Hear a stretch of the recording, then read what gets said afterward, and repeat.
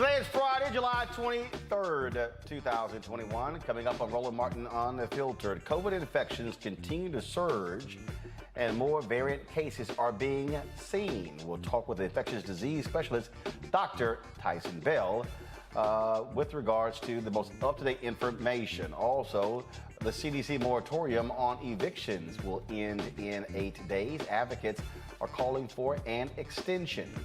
The funeral of Haiti President Jovenel Moise was interrupted by gunshots. We'll have that video for you. Plus, family and advocates for the victims of sexual predator Ed Buck are expecting a verdict in that trial very soon.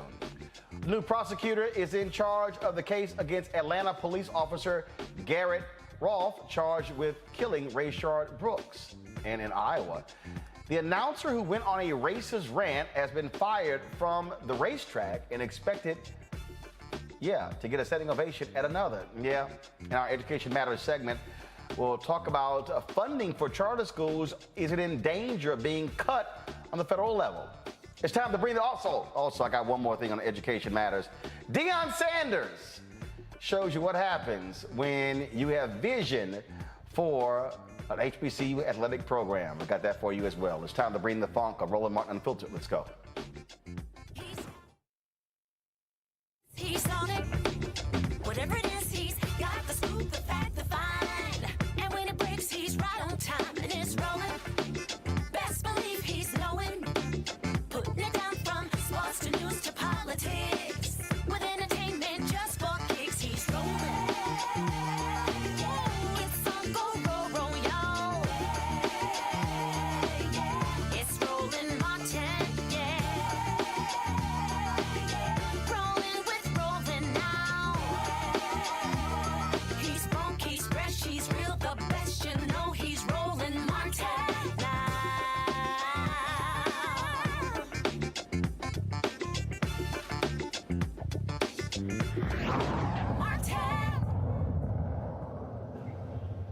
The COVID-19 variant, folks, is causing problems all across the country. It is hitting red states extremely hard. You have governors like Alabama Governor Kay Ivey, who is saying, throwing their hands up, saying, what do we do? Well, part of the problem is when you have these folks in these red states who have said they didn't want to get vaccinated. We're seeing more and more of these stories where people who refuse to get vaccinated, and now they're sitting in hospital rooms and they're dying because they're hard-headed. Dr. Tyson Bell is an infectious disease expert at University of Virginia. He has joined us on many occasions before. And Dr. Bell, look, you and Dr. Ebony Hilton and so many others predicted this in dealing with these folks, and they're so hard-headed, and all of a sudden these people are going, oh my God, I'm dying. In fact, Clavon Bell, I'm going to show you folks this here. He posted something today. He's, of course, the doctor out of Arizona who's been posting various COVID updates, and that was his 34-year-old brother, prominent anti-vaxxer, had posted all kind of stuff, how he wasn't getting vaccinated. At one point, he said he had 99 problems. The vaccine wasn't one of them. He dead. 34 years old. He's dead. Stephen Harmon, that's him right there. No longer among the living because he was adamant about not taking the vaccine.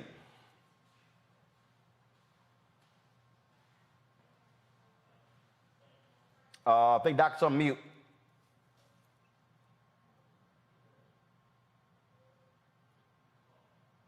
There we go. There we go. Can you hear me? Now we got Okay. you. You think I know how to do this by now. Roland, thank you for having me on first off. And, this was one of these things that, I sure hope that I was wrong about this, but of course, the Delta variant, this is the most aggressive version of the virus that we've ever seen.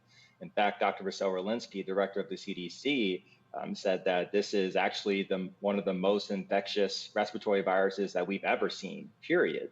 So when you have communities that have low rates of vaccination where people are still vulnerable, this is what you're going to see. And we have, in addition to Arizona, other areas of the country that have low rates of vaccination. you're seeing reports from hospitals that they're taking care of more COVID patients than they've ever had before, including last year, and opening up units again. So it's really sad to see. And what makes it so frustrating this time is that this is preventable. I work in the intensive care unit, which means that patients who come to me are critically ill, they're struggling to breathe, they're struggling for life. And we know for a fact that COVID-19 vaccines can prevent this. So it's a failure of messaging, failure of public health. There's an active misinformation campaign that I think is really contributing to this. And we really have to work hard to make sure that we can vaccinate people, correct the misinformation, and get vaccines into the community and convince folks that are on the fence to get vaccinated. And then think about mandates to get the rest of them because, we can't go through this again, Roland. In fact, here is the video here of the governor of Alabama. And first of all, her state is last when it comes to folks getting vaccinated. They were so adamant when it came to a mask mandate. These idiots in Alabama voted for Donald Trump. They followed his stupidity, his refusal to put a mask on. He himself got COVID. Now we know, based upon a couple of books that have come out, Donald Trump was close to dying as a result. And if it wasn't for them throwing everything, using every life-saving measure, he would be dead due to COVID. And here is Kay Ivey saying enough is enough. Let's be crystal clear about this issue.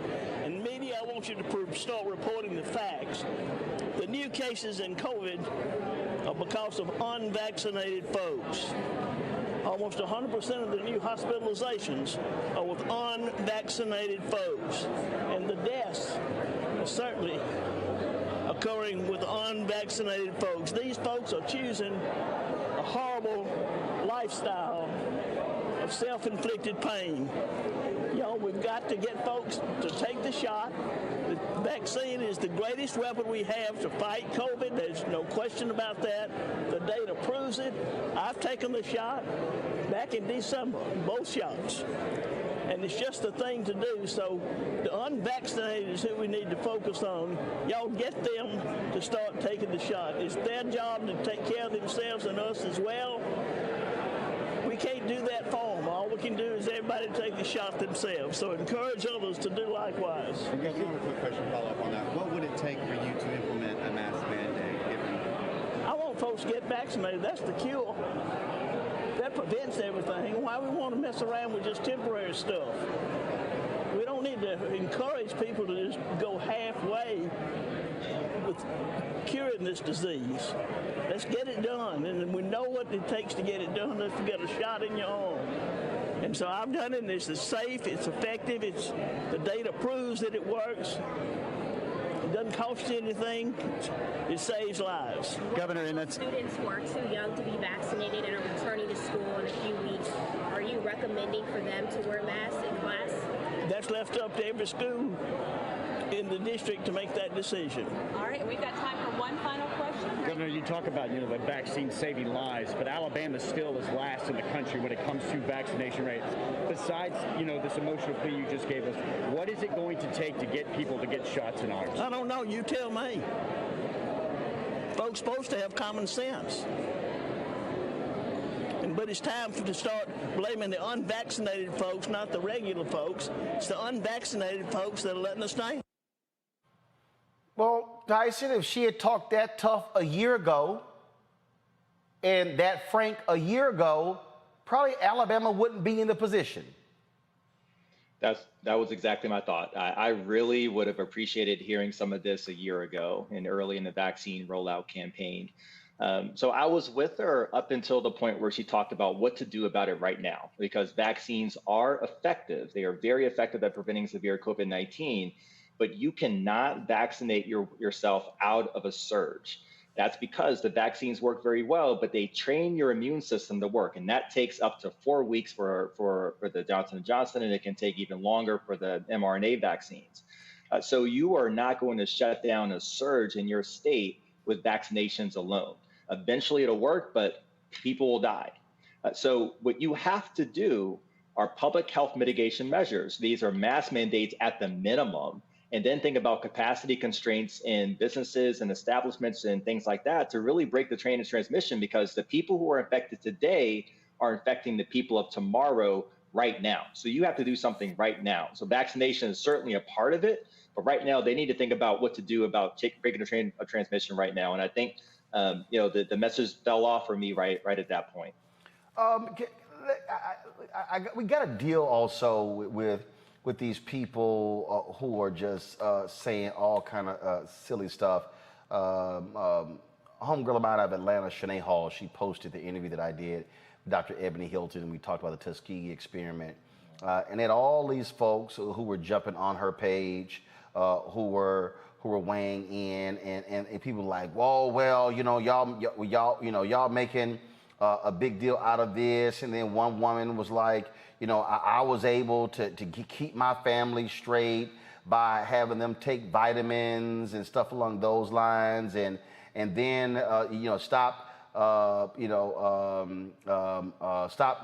to force this down our throat and all sort of things along those lines. One person said, oh, it's all about, if all you got to do is just keep your immune system strong, and that's it. And then one person was even suggesting that when it came to the vaccine, well, forget a vaccine, we need a cure. And I'm going, there are no cures to viruses. I mean, so just speak to that, the skepticism and the stuff that people throw out here when it comes to dealing with these issues. It's a very important issue because we want to make sure that people are getting accurate and up-to-date information. And just to be clear, vitamins are good. I take vitamins. I think diet and exercise are good. I try to do those when I can. But when it comes to a global pandemic that has killed over 4 million people worldwide, that did not exist until the end of 2019, it's a whole other game. And we have to think about what are the ways that we can prevent this. And luckily, we do have vaccines right now that are very safe and very effective. And for people that were skeptical about the trials, we saw the trial data was fantastic. For those who want to wait even longer, we've had the rollout going now for several months, and we've seen the effect of vaccination. So the amount of people that are going to the hospital who have been fully vaccinated, very low, about 3% of hospitalizations. The people who are dying from COVID-19 who are fully vaccinated, 0.5% of deaths from COVID-19. So you can see the power of what vaccination can do. I do think that we have to work on decentralizing the message and making sure that it's getting into the community from people that trust and love. So your pastors, your community leaders, your own physicians. There's a poll I saw that suggested that a large percent of people who are unvaccinated have not actually had a conversation with their physician about it. So these are the kind of things that we need to do to make sure that we can combat misinformation, encourage people to get vaccinated, and just keep pushing the message. We can't stop because we have to get to this goal. And I just, again, I look at, and then some of these people going, well, one person posted, well, 99% of the people who've gotten COVID, they've survived. So you just want to ignore the 600,000 plus deaths. Okay. 4 million across the globe, 600,000 here. Those are certainly undercounts. We can focus on that small percentage, but when we're talking about a large segment of the population being infected, that small percentage of deaths is going to translate to a lot of people who died needlessly. And I want to emphasize the point. These are unnecessary at this point. We can prevent this. We were in a different situation last year and we were talking about mitigation measures, hoping for a vaccine. The vaccine is here. We need to get it in the arms. We need to make sure that people are protected, and we need to make sure that our children are protected. Remember, children below the age of 12, I've got two myself, they have no protection right now against an adult who might be in close contact with them, who's unvaccinated, who may not believe in public health mitigation measures. There is no protection for them right now. So we need to make sure we're doing everything that we can to combat this misinformation. And whenever these numbers are put out, we just need to come hard and correct with facts and just reemphasize how significant this pandemic has been, the toll it's taken on our community, and the fact that vaccination is the only way out of this. Also, just because you might know somebody who got COVID and they're good today, don't mean every person that's had COVID is just perfectly fine. No, there are people who are still having debilitating problems who've had COVID. My attorney had to stop working on my stuff 3 months ago because she said because literally she almost died from a misdiagnosis when it came to COVID as well. And so I just wish these people would stop saying, well, I know a couple of people who had it, they good, so it's okay. I'm not going to sit here and get vaccinated because if I get it, I'll be fine too. Roland, I just had a patient recently who recovered from COVID-19, had severe disease in the ICU, and recovered, but had a tube down his neck, was on a dialysis machine, and lived his life several months coming back to the hospital for other reasons and other complications. And he decided that this life is not worth living and went to hospice care. So we have to emphasize that it's not just death in those who live versus those who die. Living with COVID is still a burden for a lot of people. A survey found that over 50% of young adults who get infected with COVID at 6 months still have persistent symptoms. So think about the people who are not able to work, not able to care for themselves, not able to go back to their home, not able to take care of their families. This is the true burden. In addition to the deaths that we've had, this is no joke. It's frustrating, this time around because we have the way to get out of this, and it feels like we're failing on the public health messaging, and it's not acceptable. And I'm glad that people like Governor Hutcherson and some of the other Republicans are now talking about the benefits of vaccination. I wish it would have happened earlier, but this is on them. They need to get out there and get this done. But also, Doc, I'll be honest with you. I was on a call today, and part of the problem also is with, for me, as far as I'm concerned, the media rollout. Look, we've been saying Black-owned media has been shut out in many ways from the campaign. They just sort of just threw ads out there. You didn't have targeted efforts. You didn't have folks targeting zip codes.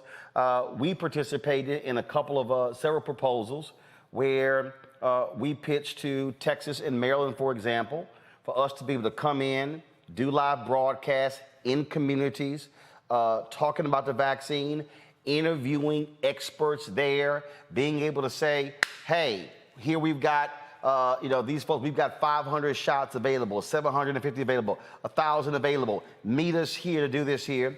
Proposals got ignored.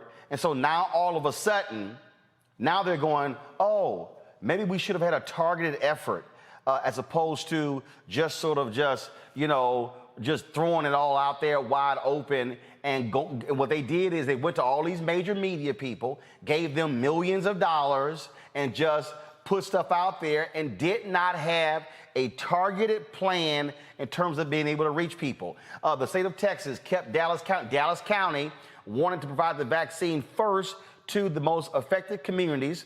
And they said, no, it should be open to everybody. And Dallas County said, I think we know better how to serve our people. They said, well, if you do that, we're not going to give you the vaccine. That, to me, is also part of the stupidity. And those of us who know how to talk to hard-to-reach communities, we were saying, y'all, that ain't the way. But folks in charge were so hard-headed. I think there was a very big missed opportunity when it came to talking about the vaccines in advance of that rollout. There were several months where stage 1 and phase 2 trials were coming out, and people like myself and in the medical community were keeping track of this, but we weren't messaging the community at that point. And so when the vaccines actually rolled out at the end of 2020, it's like they're on the market, they're available. What are you going to do about it? And we just kind of had to catch up with the public health messaging. And as you know, there can be a lot of skepticism in communities of color, which have borne the brunt of medical racism for generations now. And so you have to think about, how do you get ahead of that message, combat the misinformation before it starts to happen, and really make it so that someone eases into that decision so that they're ready to make a positive decision to protect themselves when the vaccines are available, rather than starting that conversation right then. So the Biden administration did come in. They have had a focus on trying to make sure that vaccine information gets to communities of color, low-income communities, areas like this. But they came in late on the game, unfortunately, because the previous administration did not really have a focus on this at all. Absolutely, and so and I ask, and what they've done with us, they want to keep trying to come to us in Black media, wanting to do stuff for free. I'm like, yeah, but you gave them several $1 million. But you want us to come over here and now save your ass and do it for free. I'm like, yeah, we done seen that before. No, we can't have that, Roland. Well, we've been sounding the alarm, and we made it clear to the White House as well, and we told them, I know for a fact, I told the Black Caucus before the election this was going to happen. I told the Biden White House when they got elected, yo, don't sit here and play black-owned media small. You're going to have to need to reach hard communities. They said, you better sit here and work with trusted voices. Stuff didn't happen, and now they're scrambling. And so we'll see what happens next. Dr. Tyson Bell, we appreciate it. Thanks a lot. Thanks for having me. Folks, just to understand, here's an example. In Georgia, a black couple who had been married 22 years died 4 hours apart because of COVID. Martin and Trina Daniel, they refused to get vaccinated because of the government's Tuskegee syphilis experiments on black men in the 1930s. Now remember, the government did not infect black men with syphilis. They knowingly allowed them to continue forward and not actually get treatment. But misinformation surrounding the virus is the cause for some or a lot of these cases. Check this out. Conservative radio talk show host Phil Valentine.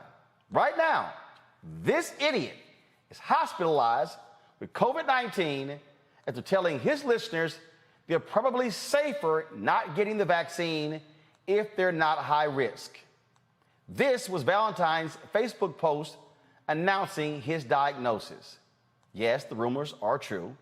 I have COVID. Unfortunately, for the haters out there, it looks like I'm going to make it. Interesting experience. I have to fill you in when I come back on the air. I'm hoping that will be tomorrow, but I may take a day off just as a precaution. It'll be a game time decision. His family issued this statement advocating for the vaccine. Phil would like for his listeners to know that while he has never been an anti-vaxxer, he regrets not being more vehemently pro-vaccine and looks forward to being able to more vigorously advocate that position as soon as he is back on the air, which we all hope will be soon. See what happens when you almost get it. Now, similar to Valentine, again, I tell you about Stephen Harmon. 2 days ago, he died from COVID, a month after posting this tweet. I got 99 problems, but a vax ain't one. Let's go to my panel. Michael Imhotep, host of the African History Network show. Candace Kelly, justice correspondent, BNC. Kelly Bethea, communication strategist. This, Candace, it shows you. And we can go on and on and on. We can show you white folks, black folks. We can show you young people, older people. We can show you middle-aged folks. We can show you healthy people, people who had, of course, who had other health issues. All kinds of different people have gotten COVID, and all kinds of folks have died. And I'm just trying to understand what the hell are these people actually think is going on here. This is no joke. And it is hard to understand what's going on in their minds, and that's what we're all trying to figure out. These are math people, right? We all believe 1 + 1 is 2, but they're not understanding and believing the math in terms of the numbers of people who are in hospitals and those who are vaccinated versus not vaccinated. We know that the facts are there, but they're disregarding it. And at the end of the day, what for? If you're standing up for your medical rights, we already have gone to court in a couple of cases. Just this week, Indiana University, the judges said, you might have rights, but the bigger right is saving the public, the 7 students who tried to bring a lawsuit against Indiana University. In Texas, about 153 people stepped away from their jobs, lost paychecks, lost time, when the courts decided against them, saying, listen, this is a mandate. So I'm not sure, as you said, what's going on in their mind, because the facts are there. They're just trying to, sometimes pride, right? Pride cometh before the fall. And maybe it's one of those situations where people just are firm believers and they don't want to get off their pedestal to say, I was wrong. And saying I was wrong is a tough thing to say. A lot easier, though, when you are in bed and sick, if we just look at the examples that you cited. But I think that the numbers obviously tell the story. But as you said, hard-headedness just gets in the way. And the thing, Kelly, that I just don't get with these people is if you want to sit here and play games, all right, but you also have families, and now you might impact your family. You might hurt them, and I keep saying this, and I know people think I'm joking with it. There ain't no flip side to death. Now, we can talk about the everlasting. We can talk about eternity. But bottom line, there's no flip side to death. None of us actually know what death feels like until we got to experience it. I'm just trying to understand how these fools want to play Russian roulette. I don't understand it my damn self. I don't understand it either. And I have friends and family members alike who are still adamant about not getting the vaccine, but I'm not necessarily around them that much because I want to remain safe. Even though I am still vaccinated, I have family that I want to see who are immunocompromised, elderly, the like, and it is selfish of you to think that it is just you who is affected by a vaccine. The reason the Delta variant is as dangerous and pervasive and spreading like wildfire like it is because not enough people are vaccinated. And what boggles my mind is that for the past year, we have been begging for a vaccine. We have been begging for some type of reprieve from the death that we saw for an entire year. And we finally get that reprieve, and people are like, oh, it came too quickly. I do not understand that logic. I do not understand that logic, especially when said reprieve could not have come quickly enough. We have over 500,000 people gone. They are not coming back. Like you said, there is no flip side to death. And even with all of the evidence, you still have people who are saying, I don't want to get vaccinated. Even in the NFL, people are like, oh, I'm willing to quit just so that I don't get vaccinated, citing my body, my choice as their mantra for this thing, not realizing that if you were ever educated in a public school, you had to get vaccinated. If you've ever traveled outside of the country, past the Caribbean, you got to get vaccinated. If you want to do anything as an American in the public sector at all, chances are you have already been vaccinated or you will have to be vaccinated. And it does not make sense to me that this particular vaccine is politicized because we have this stronghold of selfishness in our culture. It's ridiculous. I'll give you a perfect example, Michael, that is that I need people to understand what happens when you play games, and then when you are unwilling to tell some other folk how silly they are. On many occasions, Bishop Harry Jackson, he was a conservative, was Republican, had him on the show. This right here, this video that I'm about to play for you took place on April 10th, 2020. And this is Bishop Harry Jackson in the Oval Office. Respect for Bishop, please. Thank you, Mr. President. First of all, let me say thank you for the job you're doing, you and the Vice President, to protect our nation.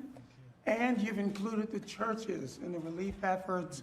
Many churches would have had to close down had it not been for your insightful leadership. So thank you both very much. Thank you. Good Friday, as we prepare to pray, is one of the darkest days in the Christian faith in that Christ stood in substitution for our sin. But the resurrection is our victory. But it parallels with the Passover. I'm going to read 2 verses and pray out of them. That was April 10th, 2020. Almost to the day, 7 months later, Bishop Harry Jackson would be dead. 2005, Bishop Harry Jackson suffered esophageal cancer. He almost died in 2005, had a stroke as well. Fought through that, he beat cancer. But Bishop Harry Jackson chose to attend the Rose Garden ceremony when Amy Coney Barrett was picked for the Supreme Court. Mm-hmm. We all know that that particular event became a super spreader event. Bishop Harry Jackson died on November 9th, 2020. on November 7th, 2020, Bishop Harry Jackson was confirmed he had COVID.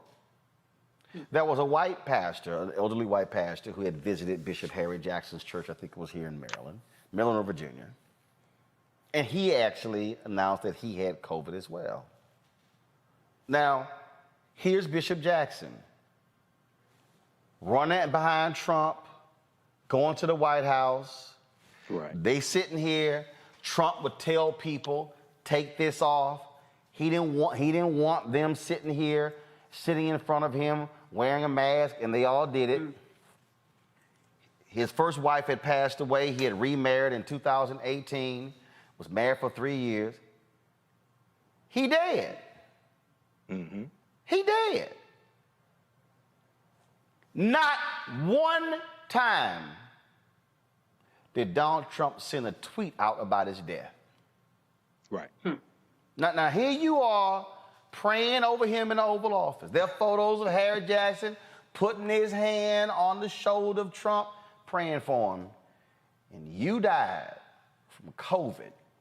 And the man who himself got COVID, who endangered the country, didn't even issue a tweet acknowledging you died. That is the craziness we're talking about, Michael. You know, brother, there's so much to say. Let me start out like this. You know, the difference between a religion and a cult is that in a religion, your savior dies for you, but in a cult, your savior asks you to die for them. And this is what we're seeing. These are some dumbasses following Trump, and Trump got vaccinated. Okay, my condolences out to the family of Bishop Harry Jackson. Don't forget Herman Cain's dumbass also was following them as well, tweeting about not wearing masks, things like that. He's dead too. Okay, so this is what happens when you follow these idiots. Now, a couple of quick points here. 610,000 people dead right now in the U.S. from COVID-19. Population 330 million people. 1918, 1919, the great pandemic in 1918, 675,000 people in the U.S. died with a population of 106 million. See, we are 55,000 short of how many died in 1918, 1919 from the great pandemic, and we got 3 times the population. This is not over.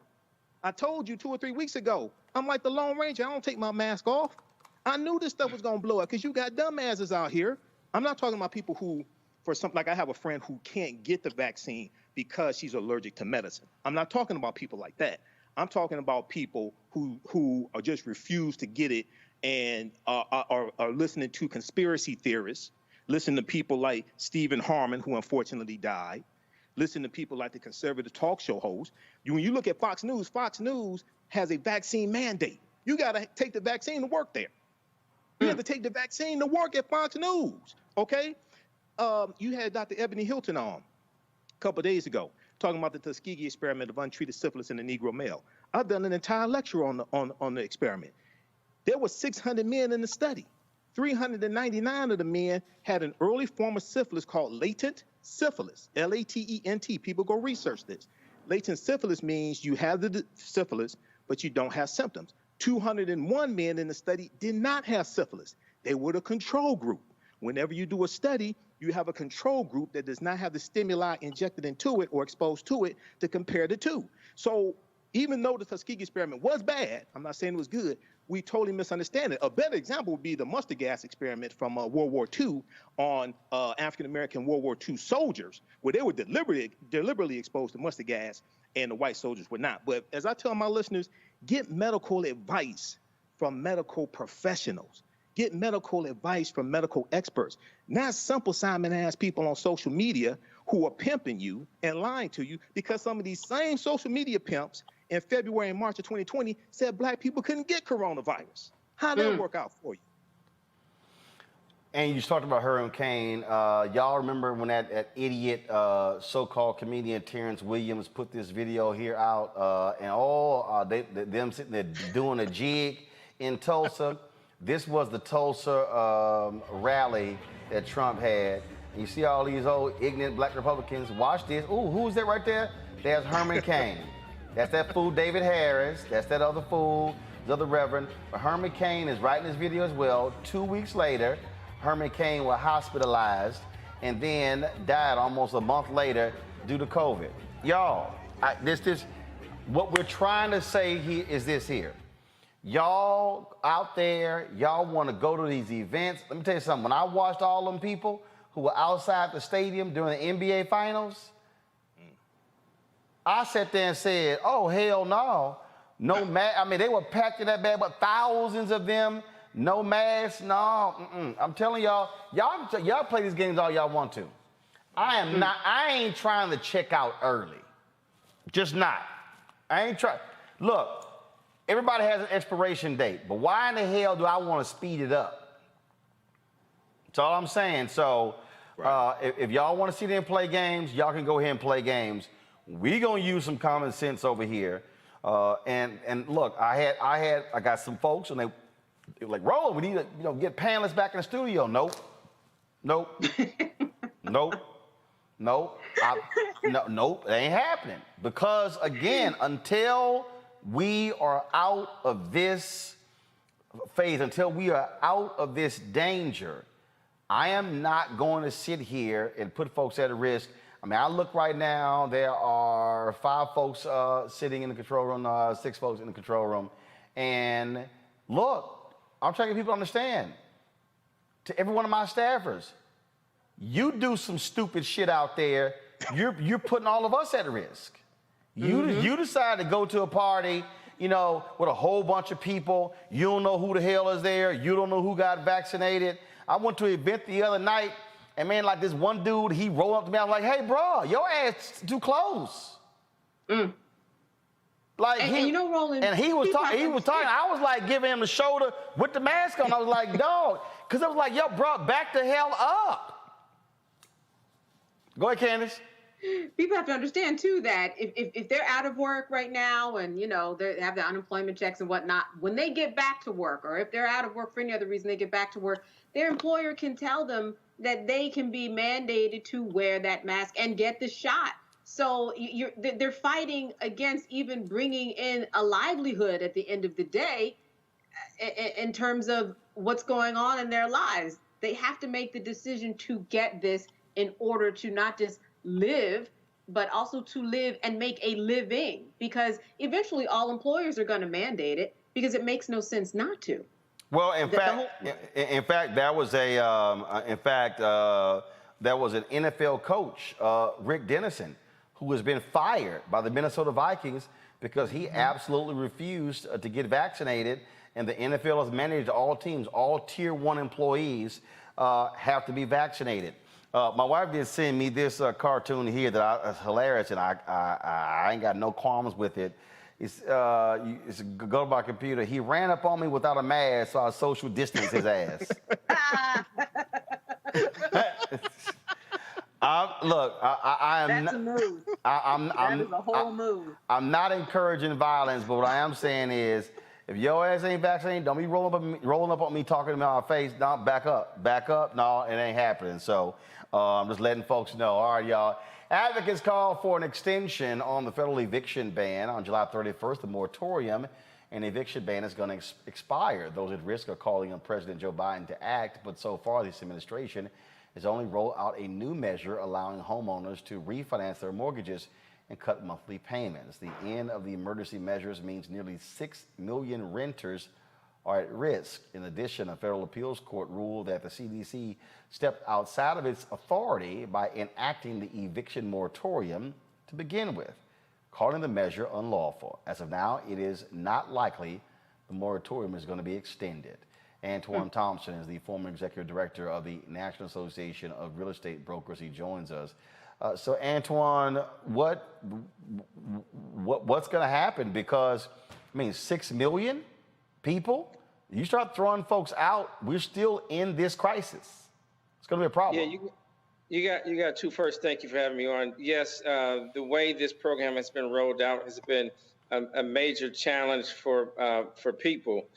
So remember, not only do you have 6 million people who have or are on the verge of eviction, but you also have a lot of landlords who, this was imposed on them as well. I was at dinner last night in D.C. with 4 Black men who own property, and some of them have multiple tenants that have not paid rent in 15 months. The rollout of this aid to states has been horrible. And so you have tenants that don't know what they're going to do, and then you have these states that have only rolled out about $3 billion of the $46 billion.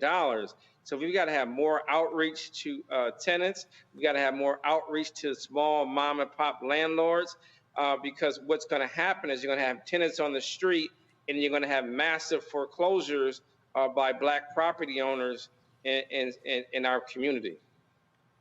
So what you're saying is we're going to be in total disarray because there's no consistency when it comes to policy. There's no consistency at the state level. The outreach has been horrible. We need to be more aggressive as a country to help these small Black property owners that may own 3 or 4 houses, may own a 20-unit apartment building. Half the people have been paid. A lot of tenants as well have been afraid because, they haven't paid rent. Some people may have had the money. Some people may not have had the money. So they're afraid to talk to the landlord. And so it is going to be a disaster between people not paying the rent, between the property owners who now have to try to figure out, as one landlord told me last night, the mortgage still's got to get paid. The property tax still got to get paid. If they have a part-time person, doing the painting and landscaping for them, that person still has to get paid. So we're going to have a dual effect for Black America, because most of our folks that own property don't have a lot of money. We have a lot of first-generation property owners, and so the court, I think they went a little too far with this. Yes, people did need relief. I know I was one of the ones trying to get people relief, but we also said that the feds, in terms of marketing and outreach for rental relief and for mortgage relief, it has been atrocious and it's unacceptable. And Black people are going to suffer the most on the rental side and also on the ownership side. You're going to see a lot of craziness going unless something is done pretty quickly. So what should be done? What can people do to prepare so for they this? need to, great question. Number one, they need to be firing up their state legislators, because the feds did their job of allocating $46 billion. Only $3 billion has hit the street. You need to call your state senator, your state assembly member or state representative, and you need to call your governor's office and say, get that doggone money on the street. And then they also need to reach out to the members of Congress to put more pressure on their state legislators to get this money out there. It's unacceptable that you have over $40 billion that's just sitting in the Treasury and it's not on the streets helping people who desperately need it. Because just extending it and not getting people the money is unacceptable. Absolutely. All right. Well, we certainly will see what happens next with this. It is not a good thing for those who are going to be adversely impacted. We appreciate it, Antoine. Thanks a lot. Thank you. Folks, today in Haiti, shots rang out, roads were blocked, and barricades set on fire as the body of the slain Haitian president, Jovenel Moïse, was returned to his hometown today for his funeral. Supporters of Moïse demanded justice by disrupting the ceremony as protests in the Caribbean nation continue weeks after his assassination. U.S. and United Nations delegations left about 15 minutes after arriving as the hostility increased.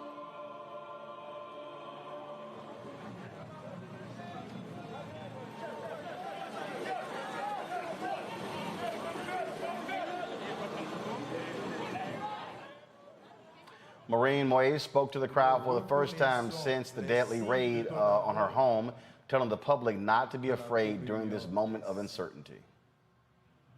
Dieu de tendresse, accueille notre prière pour Jovenel.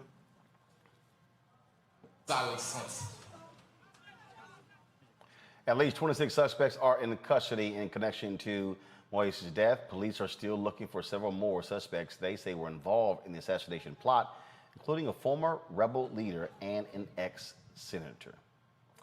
All right, folks, got to go to a break. When we come back here on Roland Martin Unfiltered, we'll give you an update on the Ed Buck trial. Of course, the white Democratic donor who is on trial for killing, causing the death of 2 black men. Also, we'll give you an update on the Rayshard Brooks story. Plus, Deion Sanders makes it clear he is not playing when it comes to elevating the Jackson State University football team. All that's next, right here on Roland Martin Unfiltered.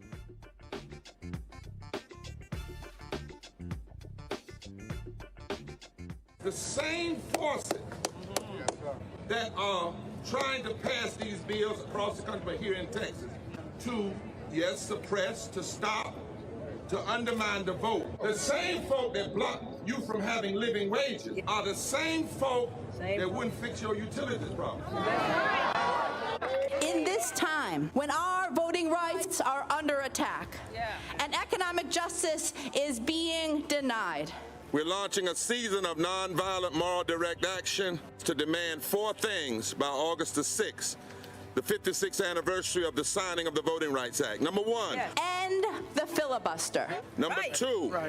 Pass all provisions of the For the People Act. Fully restore the 1965 Voting Rights Act. And number 4, raise the federal minimum wage to $15. Pass the For the People Act. That is the last best hope for voting rights, not just in Texas, but Georgia and Florida and about a dozen other states.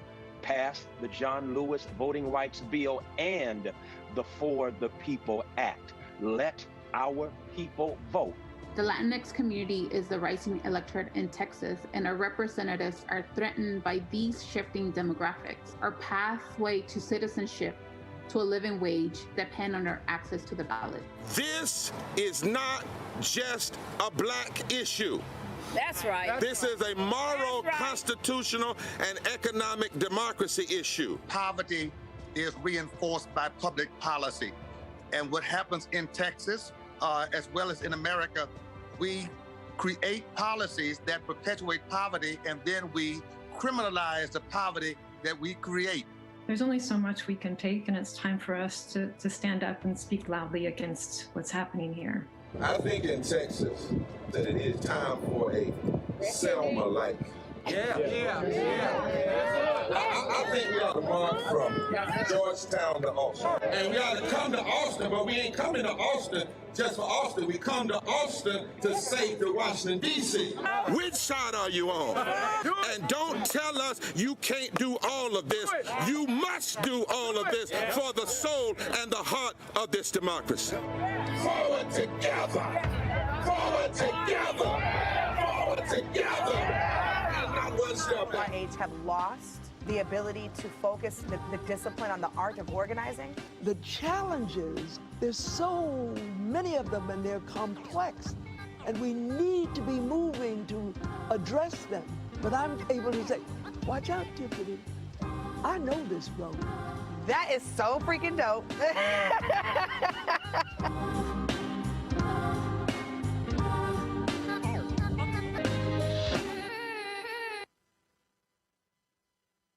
Hello, I'm Nina Turner. My grandmother used to say, all you need in life are 3 bones. The wishbone to keep you dreaming, the jawbone to help you speak truth to power, and the backbone to keep you standing through it all. I'm running for Congress because you deserve a leader who will stand up fearlessly on your behalf. Together, we will deliver Medicare for all, good jobs that pay a living wage, and bold justice reform. I'm Nina Turner, and I approve this message. Carl Payne pretended to be Roland Martin. Holla! Hi, I'm Chaley Rose, and you're watching Roland Martin Unfiltered.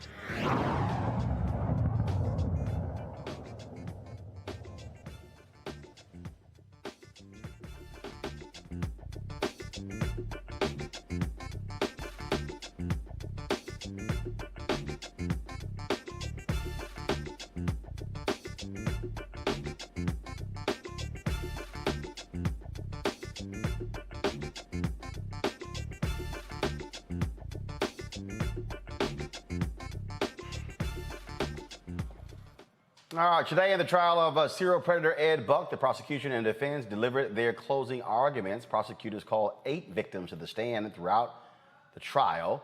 The one witness the defense called claimed the 2 black men found dead in Buck's West Hollywood apartment, Jamel Moore and Timothy Dean, died from AIDS and other factors other than the methamphetamine Buck fed them.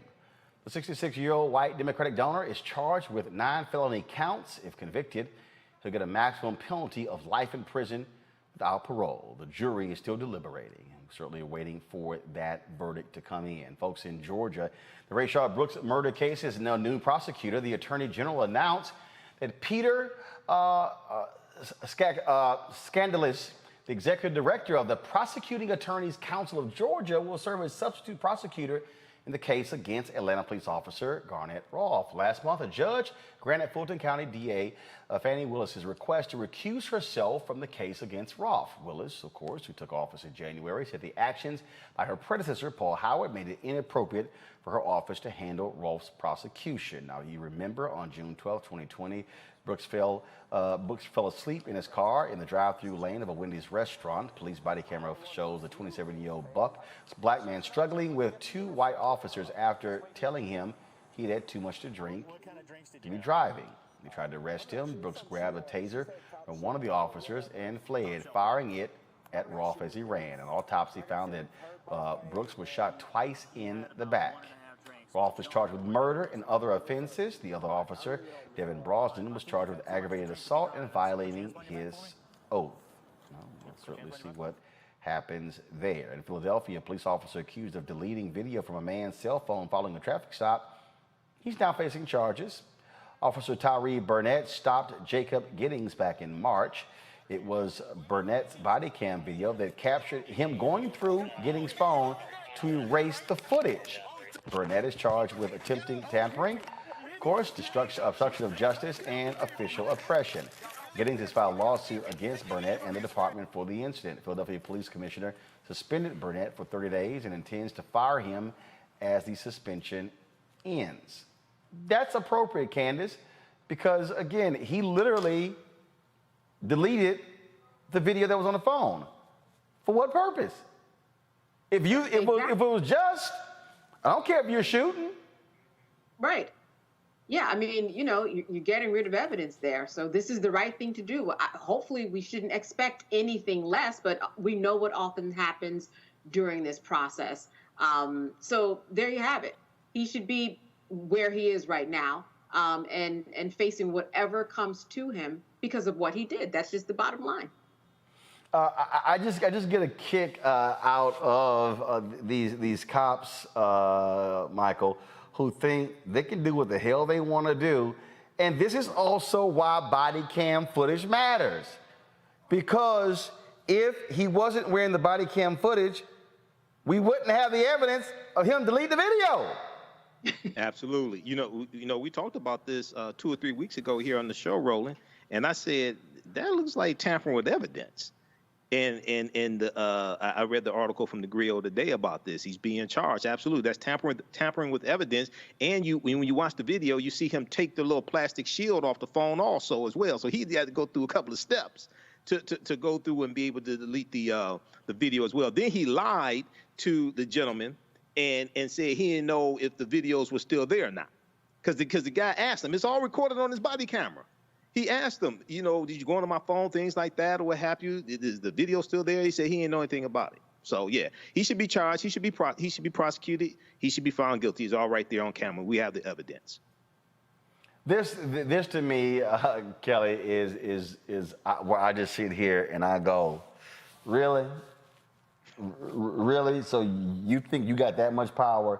You should delete something from somebody's phone because you didn't like that they were shooting video of you?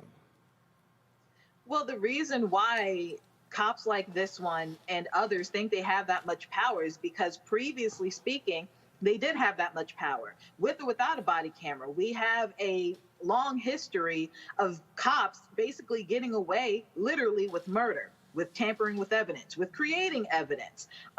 Pick a crime, cops have been getting away with it for quite some time. It is actually a phenomenon to have cops held accountable for their actions. So in a weird way, I actually understand how and why this occurred, because he is so used to getting his way, because this is a culture of police officers, especially corrupt ones, getting their way so often that it doesn't matter whether he had a body camera or not. I would venture to say that he probably knew that he had the body camera on and still thought he would get away with it because of that culture. So considering that this is now in court, he's being charged, again, a great step in the right direction, but the threshold as far as cops getting away with murder is really, really high, because it takes almost a perfect case, such as what we saw just a couple months ago with George Floyd. It takes almost perfection in order for any cop, certainly a white one, to be held accountable for a Black life being compromised or even killed. Roland, there was actually, if you look at the video, I mean, we're also looking at a little bit of assault, battery. I mean, he took his phone. So, of course, there's tampering with evidence. That's the base of it. But he was pretty active in trying to get that phone away from him. So I'm surprised that there are not other charges in addition to the tampering with evidence, because he did a lot besides just the base level tampering in this, thinking that he could do so, as Kelly just said. And that goes to police officers getting away with it. It's right. That culture. It's that culture of being able to do whatever you want to do because they know innately that they can get away with it. So the fact that, again, we are turning the tide is a phenomenon. So hopefully he actually is held accountable for his actions. And that's what we've seen, Michael, in the past. They have operated with impunity. And now I know people are saying, hey, more needs to be done. But the reality is we are seeing, because of protests, because of the action, we're seeing more and more cops being held accountable for their actions. Yeah, 5 or 10 years ago, a lot of these cases we would not have seen being brought against police officers. As you have more cities, more municipalities that have body cameras, and is going to continue as well. And it should. There has to be accountability. You're not above the law. You're not God. Okay. You can't tamper with evidence like that. So it has to continue. This is a small step, but this is important as well. And this should serve as a notice to other officers who have gotten away in the past with tampering with evidence and things like that. You're under a microscope now, and you should be. All right, folks. We were discussing COVID earlier, and I think the Republicans really try to outdo themselves as to who could be the absolute dumbest in Congress. Now, Louis Gohmert, I mean, he is top 3 dumb. Tommy Tuberville is right on his heels as the second dumbest member of Congress.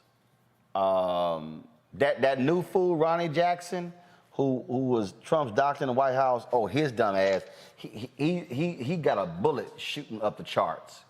But I really believe on the Senate side, next to dumbass Tommy Tuberville, has got to be Tom Cotton. I have got to play for y'all what this fool said today on Fox News, and I need y'all to brace yourselves for this fool. I need y'all just to brace yourself, because he's just stupid. Okay, y'all hear it? Y'all have it? So let me get this, because this, oh my goodness, y'all. I mean, I'm talking, when I say just dumb, I mean, we talking about a really dumb person. And he is known to say stupid stuff. And just, this is like Hall of Fame stupid. All right, listen.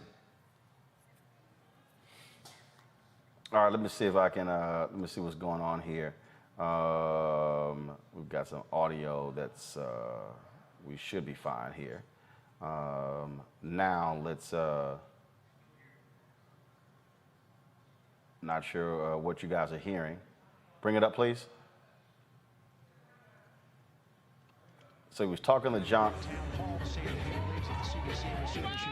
He was talking to John Roberts, and the reason I'm laughing here at this fool, because first of all, let's talk about what he does. What he does, what Tom Cotton does is he loves to get upset at the political people who do their jobs. Okay, so this is an interview with John Roberts today about the administration and COVID.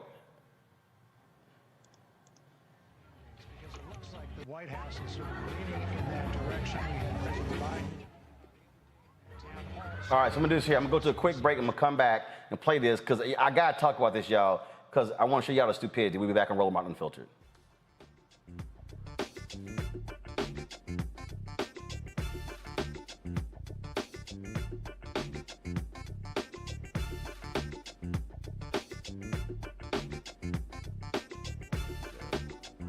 Hopefully put another nail in the coffin of racism. You talk about awakening America. It led to a historic summer of protest. I hope our younger generation don't ever forget that nonviolence is soul force. Priceless.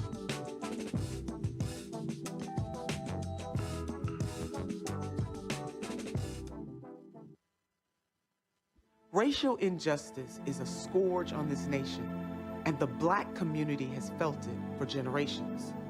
We have an obligation to do something about it. Whether it's canceling student debt, increasing the minimum wage, or investing in Black-owned businesses, the Black community deserves so much better. I'm Nina Turner, and I'm running for Congress to do something about it. That are trying to pass these bills across the country, but here in Texas, to, yes, suppress, to stop, to undermine the vote. The same folk that block you from having living wages are the same folk that wouldn't fix your utilities problem. In this time, when our voting rights are under attack and economic justice is being denied, We're launching a season of nonviolent moral direct action to demand 4 things by August the 6th, the 56th anniversary of the signing of the Voting Rights Act. Number 1. end the filibuster. Number 2. Pass all provisions of the For the People Act. Fully restore the 1965 Voting Rights Act. And number 4, raise the federal minimum wage to $15. Pass the For the People Act. That is the last best hope for voting rights, not just in Texas, but Georgia and Florida and about a dozen other states. Pass the John Lewis Voting Rights Bill and the For the People Act. Let our people vote. The Latinx community is the rising electorate in Texas, and our representatives are threatened by these shifting demographics. Our pathway to citizenship, to a living wage, depend on our access to the ballot. This is not just a Black issue. That's right. This is a moral, constitutional, and economic democracy issue. Poverty is reinforced by public policy. And what happens in Texas, as well as in America, we create policies that perpetuate poverty, and then we criminalize the poverty that we create. There's only so much we can take, and it's time for us to stand up and speak loudly against what's happening here. I think in Texas that it is time for a Selma-like. I think we ought to march from Georgetown to Austin. And we ought to come to Austin, but we ain't coming to Austin just for Austin. We come to Austin to save the Washington, D.C. Which side are you on? And don't tell us you can't do all of this. You must do all of this for the soul and the heart of this democracy. Forward together! Forward together! Forward together! Hey, I'm Donnie Simpson. What's up? I'm Lance Gross, and you're watching Roland Martin Unfiltered.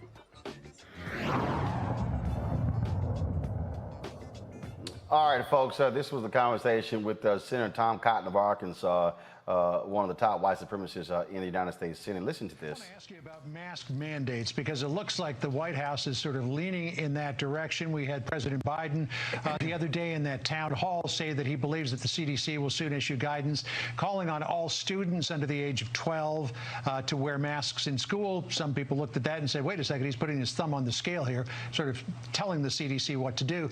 Ron DeSantis, though, governor of Florida, said he's having none of that. Listen to what he said yesterday.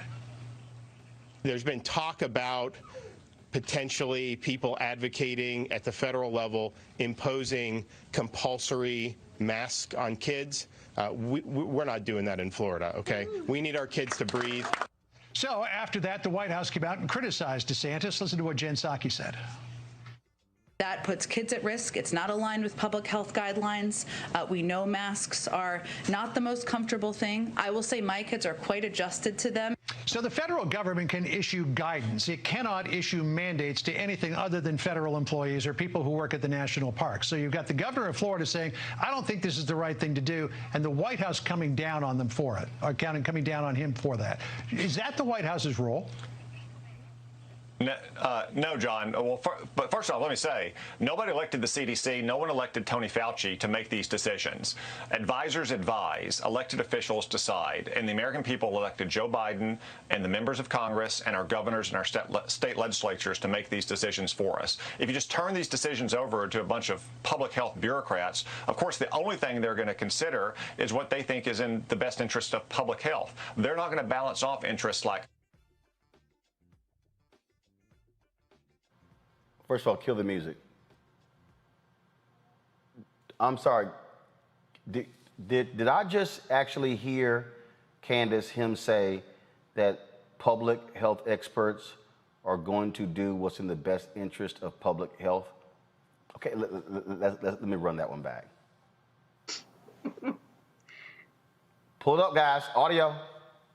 Advisors advise, elected officials decide, and the American people elected Joe Biden and the members of Congress and our governors and our state legislatures to make these decisions for us. If you just turn these decisions over to a bunch of public health bureaucrats, of course, the only thing they're going to consider is what they think is in the best interest of public health. They're not going to balance off interests like whether people can make a living to put food on the table or whether kids can learn at school, an integral part of which is be able to see each other's faces. I'm sorry. I would hope that public health officials are going to make decisions that's in the best interest of public health. That's kind of in their title, Candace.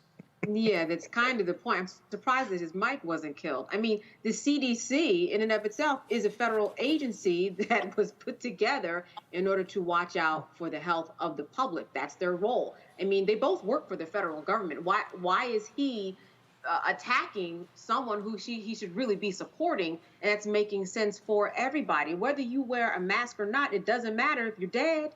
So he absolutely made no sense. I mean, he was saying that the power should be left to the states, but with the same token, what he said made no sense. The CDC is there to protect the public. They are there to protect the health. That's exactly what they're doing. Why he's taking shots at it, I will never know. I'm sure you have the answer to that in terms of how smart or how dumb he is. I'm just baffled, Michael, with you're dogging public health officials for factoring in the public health. I'm not baffled. He's a dumbass. Just like Senator Ron Johnson is a dumbass. I'm not baffled. They have no policies to help even the people who voted for them. They have no policies. None of the Republicans in the House of Representatives or the U.S. Senate voted for the American Rescue Plan, even though the Grim Reaper, Moscow Mitch McConnell, was in Kentucky bragging about how $4 billion was coming to Kentucky from the American Rescue Plan. Then he had to admit, I didn't vote for the bill. Now, the most important thing in what Senator Tom Cotton of Arkansas just said is he admitted the big lie is a lie, because he said the American people voted for Joe Biden. He just told on himself. He just admitted the big lie is a lie. That should be part of campaign ads for the midterm elections. Senator Tom Cotton of Arkansas admits the big lie is a lie. He just admitted it on Fox News. The other thing is guidance from the CDC is not a mandate. People know this. People look to the CDC for guidance. They were looking to the CDC for guidance under Trump. Guidance is not a mandate. So they're just trying to fill up airtime between crying about critical race theory and can't tell you what critical race theory is. That's all that is. I cannot stand these fools, Kelly. The party is trash. I mean, trash or not, what actually baffled me more than the fact that he's upset that public health officials actually care about public health, if you really listen to the rest of that statement that you played, he actually pits public health against the economy. He pits public health against children going back to school and other policies and initiatives that are important, but not as important as public health.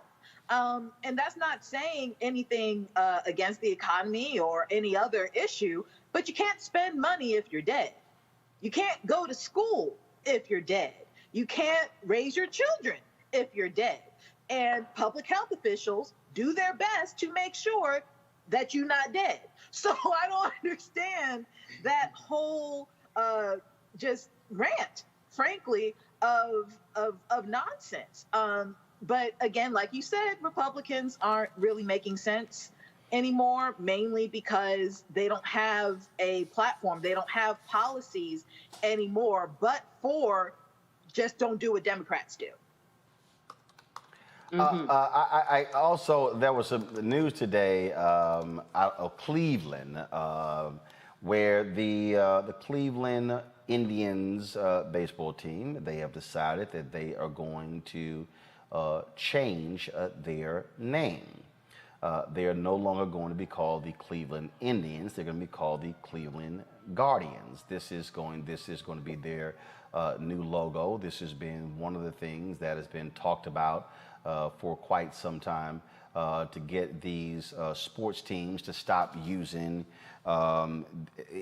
American Indians as their mascots. Amen. But you always got.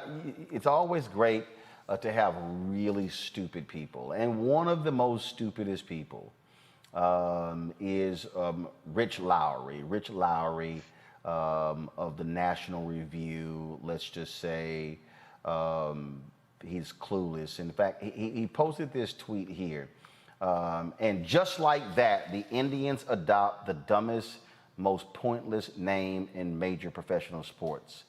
Well, let's just say, Michael, he got lit up all across social media because people said, Rich, have you ever heard of the Utah Jazz? You know, no one equates Utah with jazz. Right. And for those who don't know, the New Orleans basketball team used to be called the New Orleans Jazz. That made sense. And then they moved to Utah and they kept the jazz part. Yeah, that made just like, if you really want to be honest, the Los Angeles Lakers is pretty a stupid name. Because they were the Minneapolis Lakers, which actually made sense because, you know, the Great Lakes, it kind of makes sense. The Arizona Cardinals, pretty dumb name, because that's not really who they are.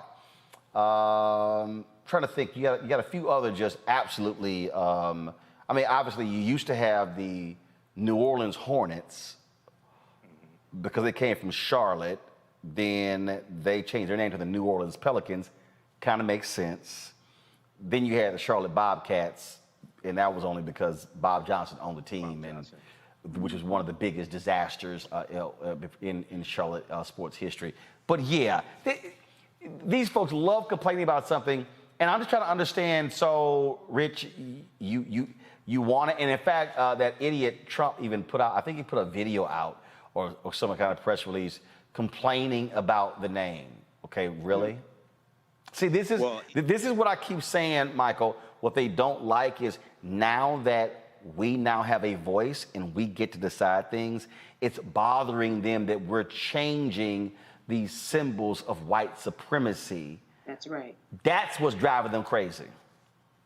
Well, absolutely. You just had the statues of General Robert E. Lee and Thomas Stonewall Jackson taken down in Charlottesville, Virginia. Speaking of one of those, could y'all please roll the video of the decapitation in Tennessee of Nathan Bedford Forrest as his bust was being rolled out. If y'all had a video, please? While y'all had a video, I sent to y'all earlier. What's the whole point of me sending the video? Y'all ain't got it. Michael, go ahead. I'll find the video. Go ahead, Michael. So what you have here, the name should have been changed. Now, from my understanding, Guardians comes from some statues that are there in Cleveland or something like that. So I knew Trump was going to say something because he's an irrelevant person trying to stay relevant. He's been knocked off of social media, rightfully so. Yeah, they should change the name. They should change the name of the Detroit Lions to the Detroit Scaredy Cats or something like that too, as terrible as they are. But, you know, I ain't watched football since like 2016 or something like that, since Colin Kaepernick got put out the league 2016, 2017. I don't even watch the Super Bowl. But you have Confederate monuments being taken down, General Robert E. Lee, Thomas Stonewall Jackson in Charlottesville, Virginia. And when you study General Robert E. Lee, The Atlantic has a really good article called The Myth of the Kindly General Robert E. Lee. General Robert E. Lee was against Confederate monuments, even those dedicated to him. So you had the Unite the Right rally, these 12 white supremacist organizations in August 2017. They are trying to save a statue dedicated to a man who didn't want a statue. And they had the Confederate battle flag in Northern Virginia under General Robert E. Lee's army, which is not even the Confederate flag. Lastly, Charlottesville, Virginia is named after an African woman, Queen Charlotte Sophia, who was the wife of King George III, who was the king that the 13 colonies were revolting against. She was of African Moorish ancestry on her mother's side of the family. So they would probably have a fit if they found out Charlottesville was named after an African woman. Look, first of all, Kelly, you're asking dumb people to read. So that's just not going to happen. I mean, what do you want to say? Because I have yet to meet a smart racist. I mean, that's just how it is. No, I disagree. There are some smart racists. I've met manipulative racists. I've met vindictive racists. I've met racists who have support of other racists and therefore now have power. But as far as an intelligent, smart racist, no, I have not.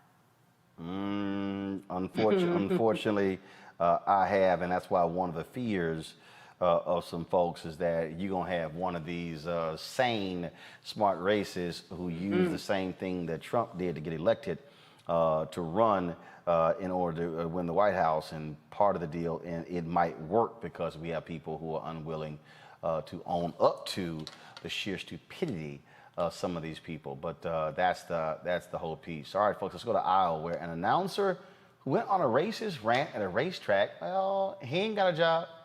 A white announcer, Lon Delk, is caught on camera at the Kossuth County Speedway talking about athletes who kneel during the national anthem and also the NFL's decision to start playing the Black National Anthem. Do y'all have the video? Let me know if we have the video. The Raceway released the following statement after the incident. They said, quote, Kossuth County Speedway and the Kossuth County Fair Board do not condone the comments made by the field announcer.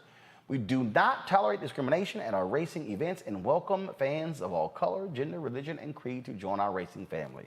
We also want to clarify these comments were not made by Chad Meyer, the usual track announcer at KCS. We acknowledge that though this is an isolated incident, that does not make it okay. Of course, they said, going forward, we will no longer be employing the individual who made those comments as a field announcer at any of our track events.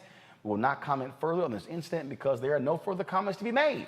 It was not okay, and it will not be happening again. Kossuth County Speedway looks forward to proving our fans, drivers, and crews that we can and will do better. Delk has been a longtime track announcer at the Fairmont Raceway in Fairmont, Minnesota. A promoter for that racetrack says Delk will keep his job there and will receive a standing ovation before the national anthem later on tonight. Ah, you gotta love it, Kelly, when racists stay united. I mean, but what else can they do? You know, that's the only reason racism has power. It's power in numbers. It's power in a school of thought. Once you dismantle that power by way of really changing minds of racists, or just frankly just waiting for them to die out, things change. But nothing really surprises me when it comes to racism, when it comes to these people who really are on their last leg when it comes to racism having a modicum of power, a modicum of respect. I'm frankly just waiting for it to die out, for them to die out. I don't think they're gonna be. Look, here's the deal: we can wait for them to die out, Candace, but they have children.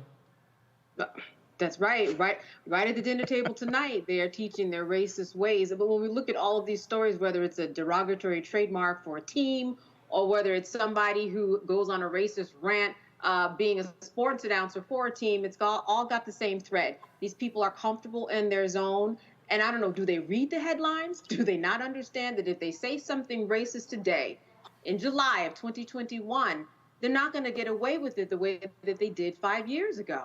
So, shame on them for not even understanding that what they're going to do, what they're doing is going to have consequences. It seems like they're reading everything else about being, part of the Trump cult, but not seeing in the headlines that the power that they have is diminishing.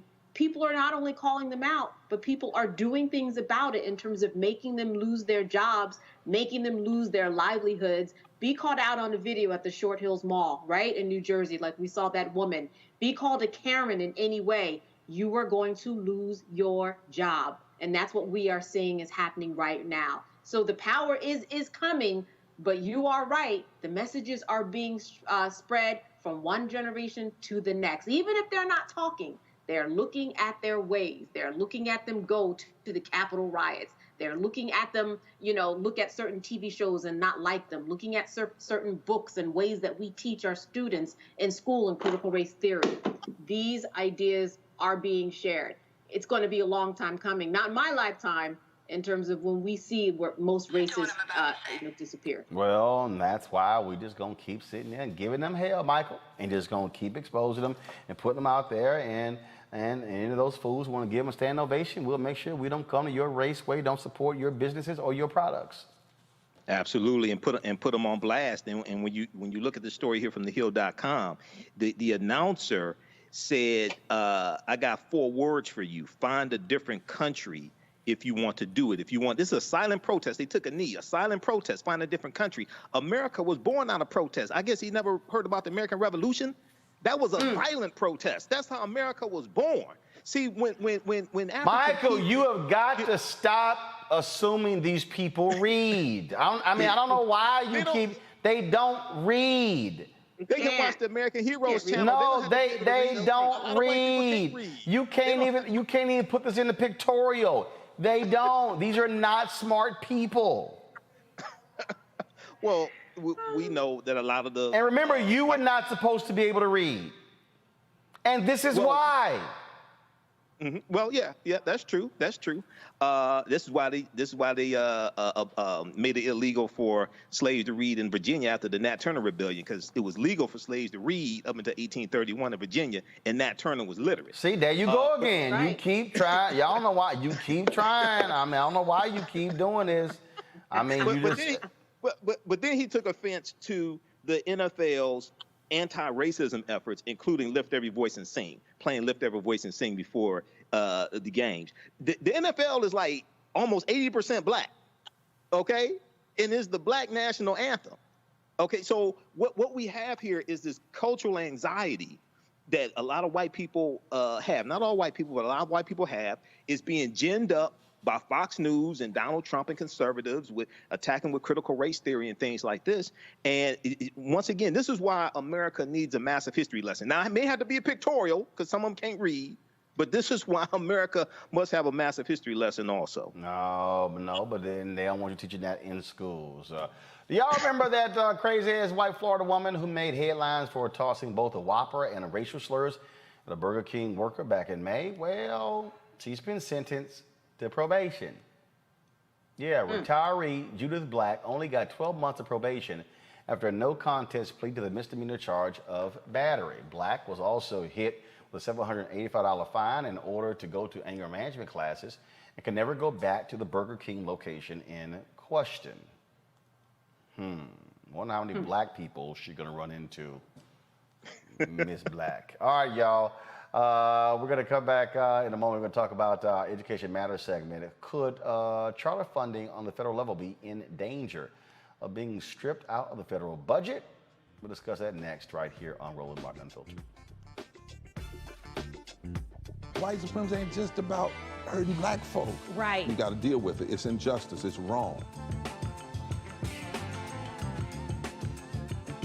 I do feel like in this generation, we've got to do more around being intentional in resolving conflict. You and I haven't always agreed. Yeah. But we agree on the big piece. Yeah. Our conflict is not about destruction. Conflict's going to happen.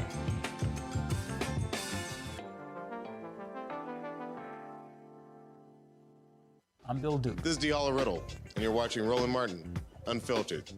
Stay woke.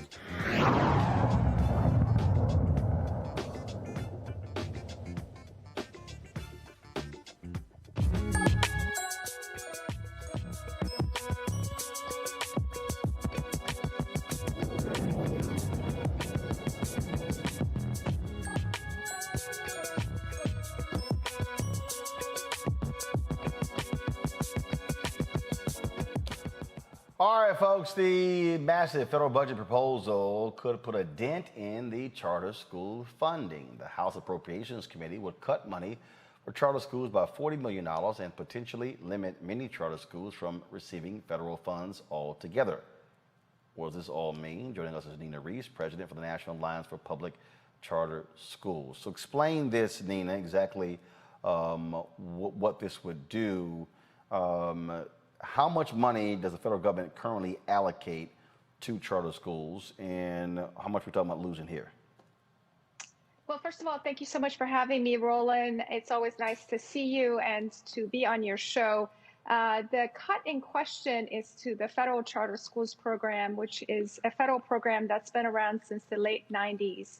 And we currently have about $440 million that's allocated to public charter schools that are just launching or replicating. And the cut in question would shave about $40 million in funding, and it's in the House Appropriations bill that passed the full Appropriations Committee and will be on the floor next week. So what is the basis of the cut? Are Democrats simply saying they want to shift the money? What explanation is being given?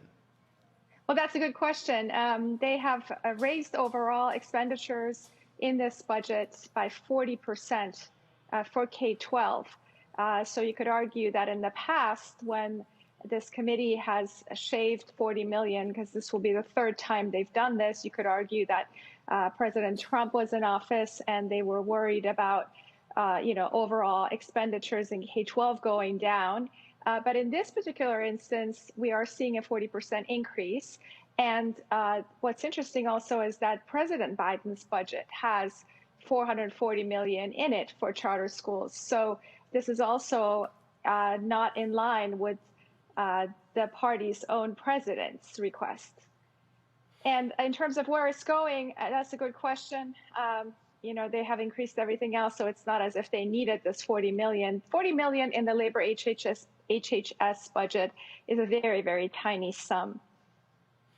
So, okay, and that's the point there. So obviously, everything can't be funded. So from your perspective, why is this significant? And how could it somehow impact charters nationwide?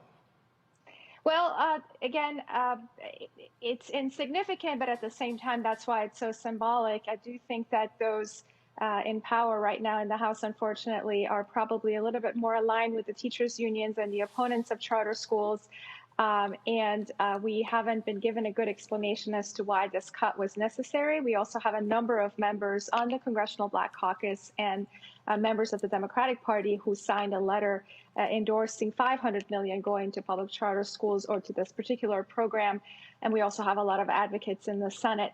And I think the opposition is, quite frankly, against the growth of charter schools. And what's ironic, quite frankly, is that this year, and certainly because of the pandemic, more students are attending and have enrolled in charter schools. And so at a time when the popularity of these schools is on the rise, unfortunately, the House appropriators have opted to reduce the allocation for the very reform that stands to create more high-quality public school options. So, who are y'all targeting to try to keep these resources in the budget?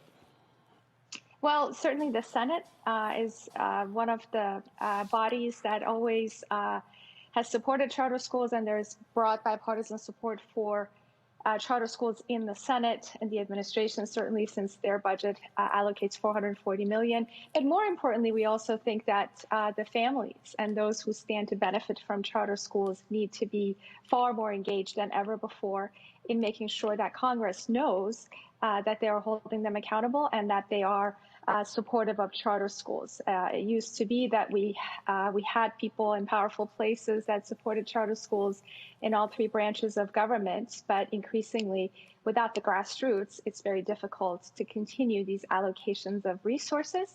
And I think, the case for support for charter schools, as you know, is a very strong one. Academically, our students do better. They're popular. Parents want them. And most importantly, a lot of the individuals who start charter schools really believe in the common school ideal that public education embodies. And they are very liberal individuals who want to save public education and create an alternative that fits their community's needs. So we also need to do a much better job of talking about this and making sure more people hop on board and support charter schools. All right, then. Nina Reese, really appreciate it. Thanks a lot. Thanks for having me. All right, then, folks, let's give you an update on CBS investigation into racist and abusive allegations. The network has now finished its investigation, resulting in the firing of 2 general managers. First of all, earlier they fired 2 executives with CBS local station managers, Jay Howell in Chicago and Derek Dalton in L.A. They no longer are employed. CBS Entertainment Group boss George Cheeks sent out a corporate memo stating this. While the investigation largely looked at events in the past and the issues revealed were more pronounced in certain areas and at specific stations than others, there are clear themes that we need to address moving forward. And our diversity, equity, and inclusion standards need to be a top priority for leadership in every corner of our station's business. He said point blank that our workplace culture needs to measurably improve and your trust needs to be restored with your CBS leaders. Now, this comes at months after longtime CBS execs Peter Dunn and David Friend were fired for denying black journalists opportunities to advance. Candace, this was the National Association of Black Journalists when I'm Vice President Digital. We were very much involved in this once this story was broken by the LA Times, meeting with George Cheeks, meeting with other executives with the company. And, CBS has been hit with allegation of allegation. You've already had Dr. Ian Smith, who has filed a complaint against them in New York because of what he's dealt with Dr. Fields' folks who oversaw the TV show The Doctors. And, I mean, we've just heard countless stuff. And what you're dealing with, this is what people talk about systemic culture. Yes. That's one of the deals. And so what some are saying is, okay, you get rid of 4 managers, but what about the mid-level managers who carry these things out? Are you fully rooting out? And also, what also did happen today, just give me a second, they did fire the head of HR at their station in Kathleen Kelly. She was the WCBS Human Resources Manager. She was fired this morning as well. And not only is it just the systemic culture inside of newsrooms, but these are mostly white men who are controlling the culture in terms of what we see, the images that we see. But this isn't new. You and I have been in a lot of newsrooms across this country. And, what happens is that the Black Lives Matter movement, all right, I'm going to go back there because This made general managers, news directors across the country, mostly white men, they had to change their ways. And a lot of them were scrambling when the Black Lives Matter movement came about and George Floyd was murdered, because they had to figure out, how do we cover the news? What do we do with the people who are now complaining to us, because now we're being held more accountable? That was old hat. This is a new system of people who are more in control and understand that diverse newsrooms matter. And not just black and white. We are talking about Asians. We are talking about Latinos. We are talking about transgender, LGBTQ. Everybody now, the floodgates are open in terms of trying to make change. You know, my friends and I have conversations often that say, you know, the time for a black woman is right now. You better get it in, because we don't know how long it's going to last. But it is going on right now in terms of the voices that we have, and not just us, but I'm just saying in terms of my friends, not just us, but many people who are able to speak now and finally see some change. Ian Smith is going to get exactly what he wants. There are too many eyes on it, and he is somebody who has been in the trenches long enough for people to respect and believe him, because that's been the problem too. Calling HR, calling the 1-800 hotline at your job, making accusations and just not being believed because nobody wants to do anything. Ian Smith is we'll see more of him in court. We'll see him come out the victor. This is the thing that I have been saying for quite some time, Kelly, that people don't quite get. That media is the last bastion. If you truly want to bring an end to white supremacy, you have to understand the role that media plays, because that's controlling the narrative. That's controlling what is said, what is seen. And so I've been one of these folks who've been very aggressive in terms of how we go after these media companies, because again, this is what we're talking about. Because when you're able to affect the hearts and minds of people, then you're able to change the conversation. But not only that, the reason why we're seeing this change on top of the social pressure is tied to the money, right? A lot of these executives are afraid of losing money.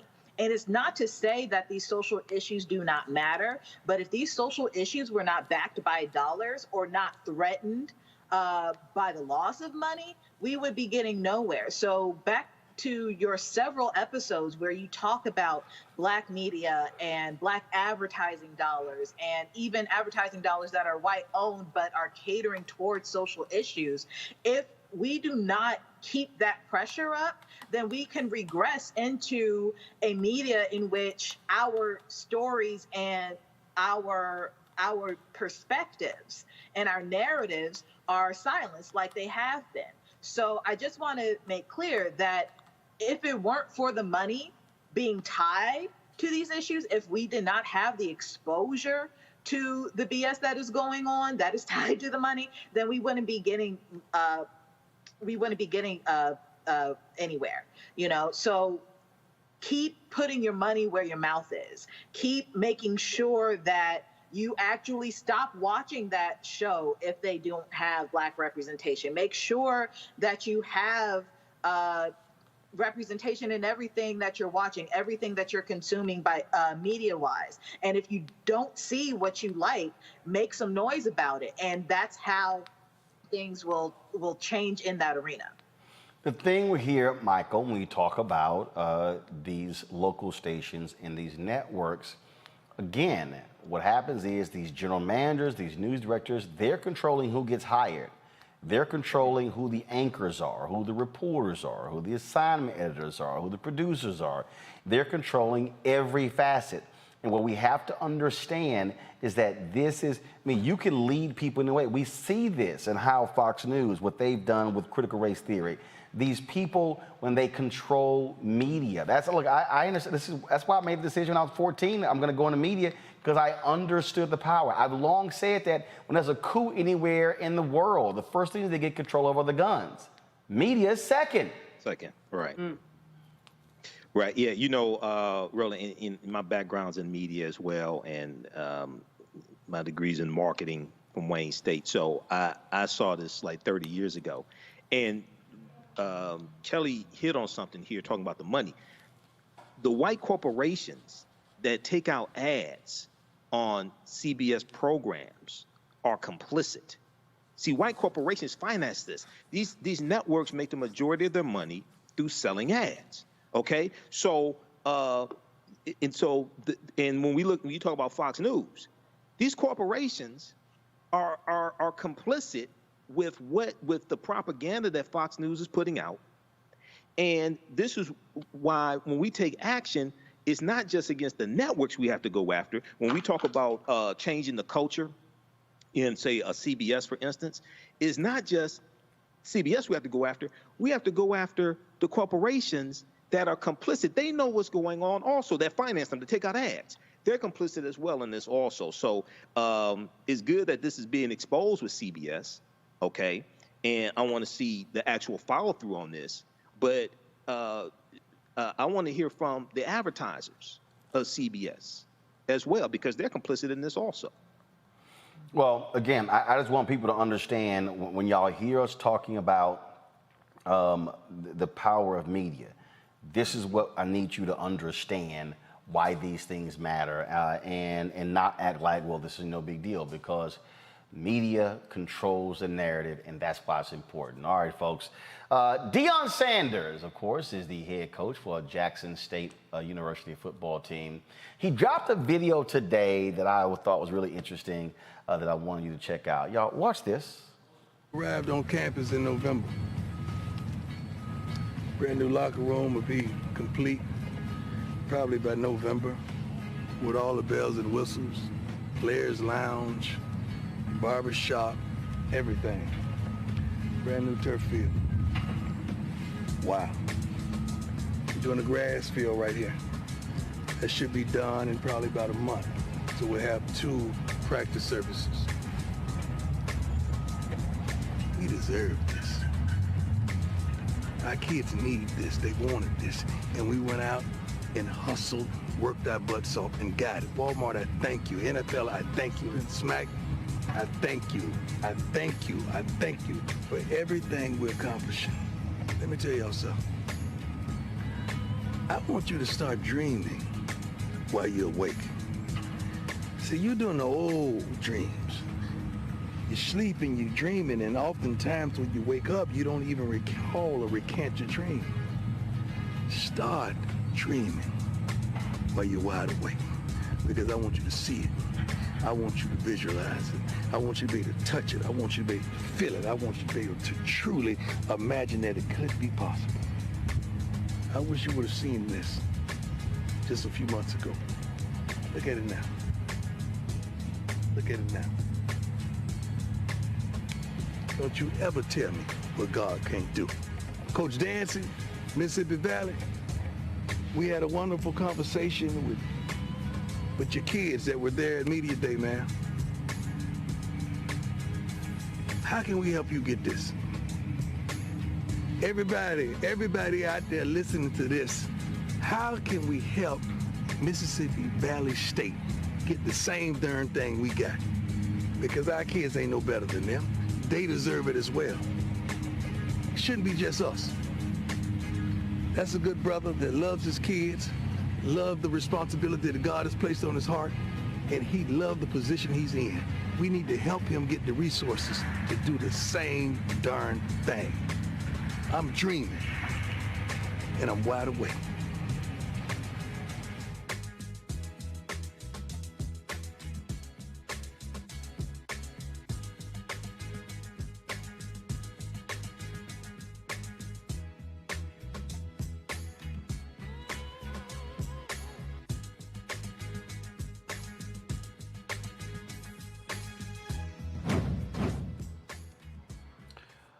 Now, go to my computer, please. Deion posted this as well on his Instagram account. He says, upon arriving to JSU, I noticed many great things, but I also noticed many things that needed to change for progress. One drastic thing was that Hail State football, that's Mississippi State, Ole Miss football, and Southern Miss football had beautiful 18-wheelers for the transportation of their football equipment for travel games. I didn't understand this apparent misfortune of how JSU, were left out. So I made some calls to Brett Favre, who called this person, who called that person, and that placed me in front of my friend, former Governor Phil Bryant, and he made a call, and guess what? God is good. A closed mouth will never get fed. Relationships are currency, people. And then he had, of course, JSU and some other names. Thank you, Jesus. This is awesome. A true blessing to our program. Hashtag Coach Prime.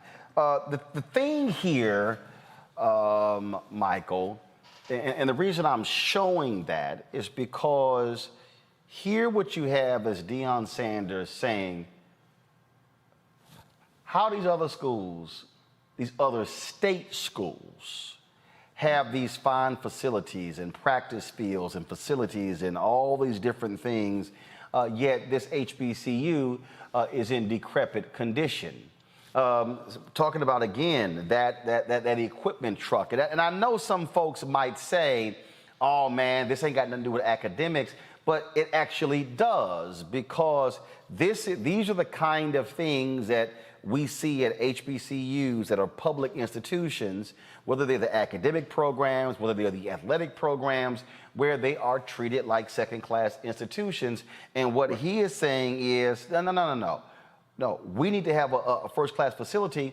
And if things happen, people always say, man, if our kids would start going to the HBCUs instead of going to these white schools. But folks got to understand something. These black athletes are also making decisions based upon facilities. Yeah, you know that's a powerful clip that you just showed, and I've been following Deion, man, for decades. I read his autobiography also, as well. What he showed there is vision. What he showed there is vision, and bringing your vision into fruition. He's going through showing you what's going to be over here, what's going to be over here. See, he didn't just say cut the check. He followed a plan to bring this into fruition, to get the money.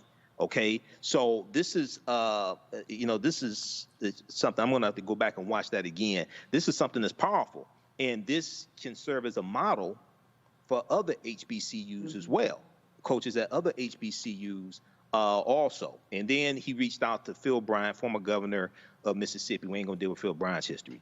And Carolyn Bryant, we ain't gonna talk about that. But he reached out to him. He used his network to get this money, and that's what you have to do. So that's powerful. The thing here, Ken, is that I think is important, and we're seeing this at Bethune-Cookman. They hired Reggie Theus to be their athletic director and basketball coach. Tennessee State hired former NFL star and Heisman Trophy winner Eddie George to be their head football coach. We've seen these things happen at other institutions. And so what's interesting is that these HBCUs are going after high-profile individuals to lead their programs. What that also does is those individuals bring their relationships with them to those institutions. And those relationships mean money for things like Deion Sanders is advocating for, right? And so when we talk about not only the power of sports, plus the power of people in order to advocate for the students who may not be in the same position as other white schools, then you actually are translating it into better academics. Because if you have a student that feels good about him or herself on the field, right, that on the court, they're going to feel better about who they are inside of that school, that they're not treated like second-class citizens. And that does translate into the classroom. I mean, the better that they feel about themselves, but the better that they will perform. We know, based upon the whole name, image, and likeness that these college athletes can now oversee and be in charge of, they are a big deal. So we do need to treat them like a big deal, as long as it translates into them getting their academics done. And it does translate. We go from the field to the classroom. The two definitely are connected. You have to connect the dots there. Of course, this was something that people were talking about when Nicole Hannah-Jones and Ta-Nehisi Coates announced they were going to Howard University. This is what we were talking about last Friday. We had Dr. Cornel West on talking about what HBCUs he would like to go to. And he threw out 3 institutions, and we mentioned Morgan State as well. And at the end of the day, what this is about is elevating our institutions. This is no different than when I ran the Chicago Defender. every black media place I've run, I've said, Kelly, if people work here who say, well, you know, this is a black place, I said they will be fired.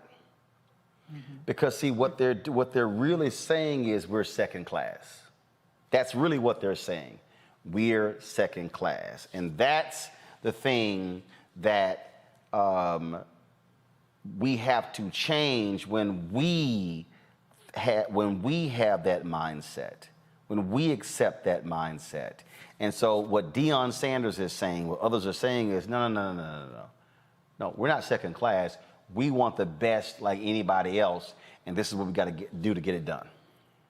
I absolutely agree with that. I am also an HBCU grad. I went to Bowie State University, and even though I may not have been in a position to always give back financially, I use my voice to give back. I use my presence to give back. I use any connections that I have to give back. But more importantly, I talk about my school in the same vein that somebody would talk about the University of Maryland, somebody would talk about Harvard University, because the amount of excellence that comes out of that school is on the same par, if not better, in my opinion, than those of Ivy Leagues and the like. In fact, I have friends who graduated with me who ended up in Ivy League schools for postgraduate work, which tells me that HBCUs are on the same par in order to get to those levels, which means that they are at the same level, in my opinion.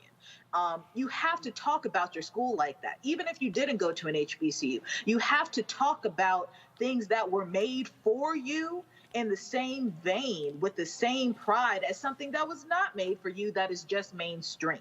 If we have that culture, if we have that mindset that we actually are excellent, and that Black excellence is not just a hashtag that you use when you're mad at some white person who said something off the cuff, you know, it makes a difference. It makes a difference in how that HBCU is viewed. It makes a difference in how students look at that school. It makes a difference across the board. It makes a difference in how that school gets money and how that school gets connections. Howard University would not be where it is today if we did not have all of these celebrities and all of their alumni bragging about their school, because people wouldn't necessarily know about it. It is where it is, not because of just because of the excellence that comes out of that school, but because of the word of mouth from their alumni about that school. So other HBCUs need to apply that logic. Other Black people who are interested in HBCUs who may not have attended also need to apply that logic.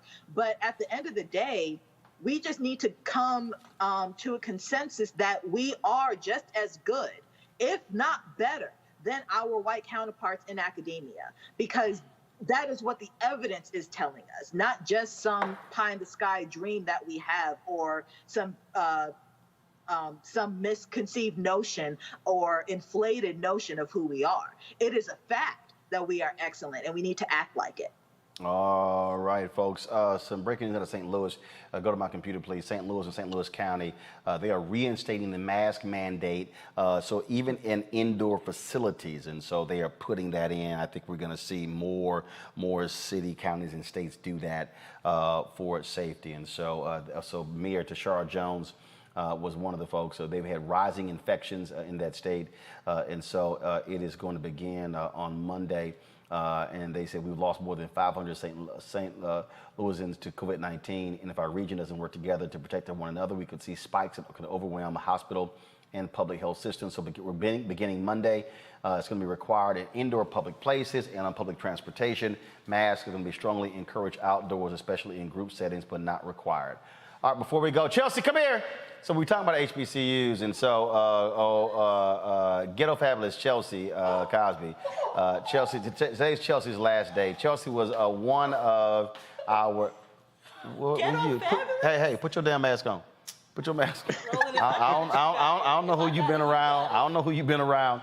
All right, so Chelsea is not one of our originals, but she's close to being one of our originals here, Roland Martin Unfiltered. And so Chelsea is leaving. Today's her last day. She's going to work for Newsy. Yeah, here, put some Perel on. There you go. You can take your mask off. All right. So Chelsea's going to work for the site Newsy. So today is her last day. We wish her well. Now look, don't go over there embarrassing us, okay? All right. So I mean, you better go over there. No, you better go over there and handle your business. Cause see, I'm telling y'all, she gonna learn in the first 48 hours all the hell I would give her about here. This is what's gonna happen. I'm telling you, she gonna send me an email. Damn, I'm glad you were hard on me, cause you were not lying. I'm just letting you know right now. Okay. So I'm telling you. Okay. I'm just letting you know. No, I'm gonna call you like, Roland, the white folks over there on that crazy. They know. You don't. They know. You don't say that, right? No, we had a conversation. They know. Oh, you can tell. Yeah, see, that's one of y'all Howard people. Yeah, that's one of y'all.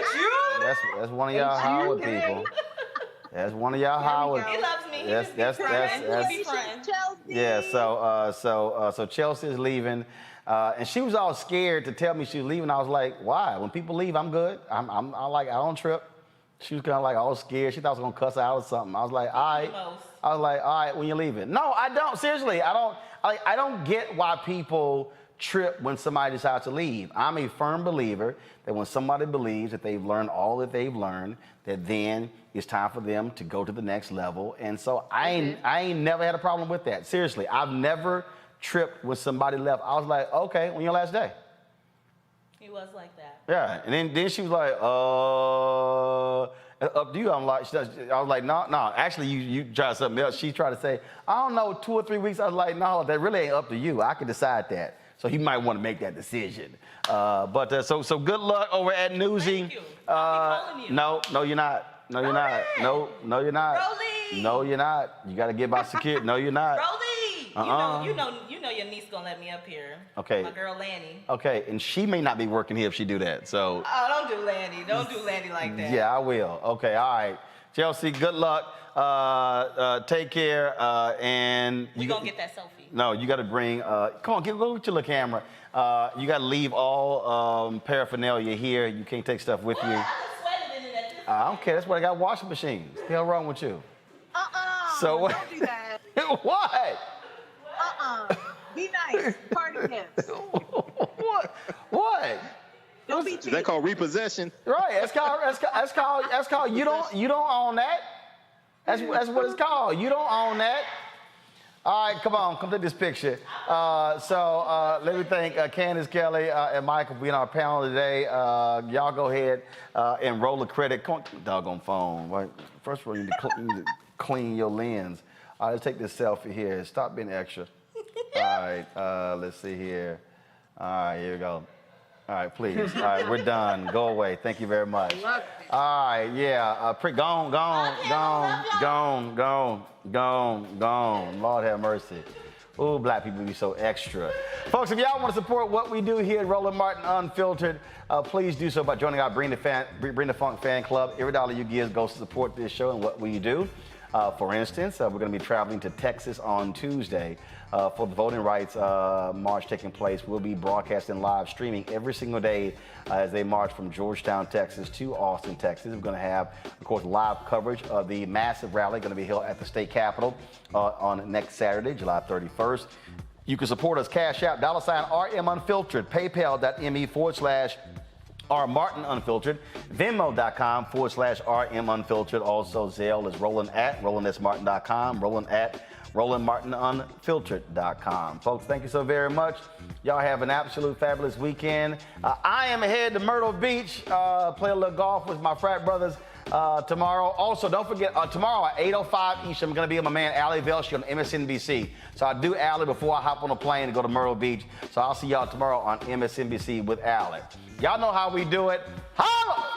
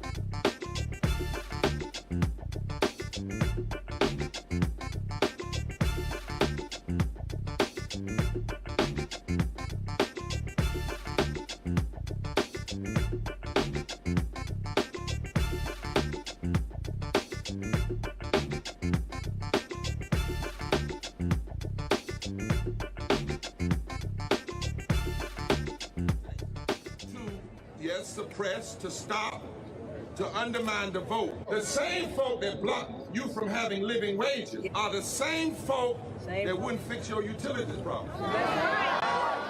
In this time, when our voting rights are under attack and economic justice is being denied, We're launching a season of nonviolent moral direct action to demand 4 things by August the 6th, the 56th anniversary of the signing of the Voting Rights Act. Number 1.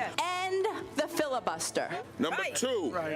Pass all provisions of the For the People Act. Fully restore the 1965 Voting Rights Act.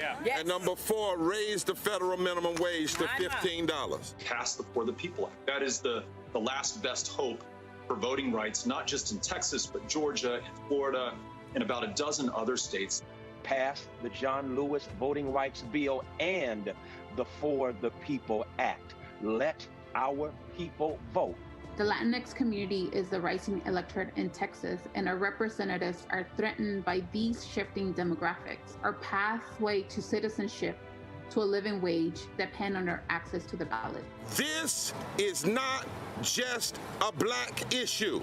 That's right. This is a moral, constitutional, and economic democracy issue. Poverty is reinforced by public policy. And what happens in Texas, as well as in America, we create policies that perpetuate poverty, and then we criminalize the poverty that we create. There's only so much we can take, and it's time for us to stand up and speak loudly against what's happening here. I think in Texas that it is time for a Selma-like. I think we ought to march from Georgetown to Austin. And we ought to come to Austin, but we ain't coming to Austin just for Austin. We come to Austin to save the Washington, D.C. Which side are you on? And don't tell us you can't do all of this. You must do all of this for the soul and the heart of this democracy. Forward together! Forward together! Forward together! And not one step.